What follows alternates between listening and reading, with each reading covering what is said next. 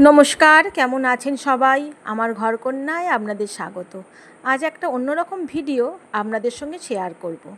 আজ আমরা গিয়েছিলাম 58 গেট, যেখানে সন্ধেবেলায় মাছের বাজার বসে আর সব রকমের নদীর মাছ পাওয়া যায়। তাই ইলিশের মরশুমে বাড়ির জন্য কিছু ইলিশ মাছ নিয়ে আসলাম।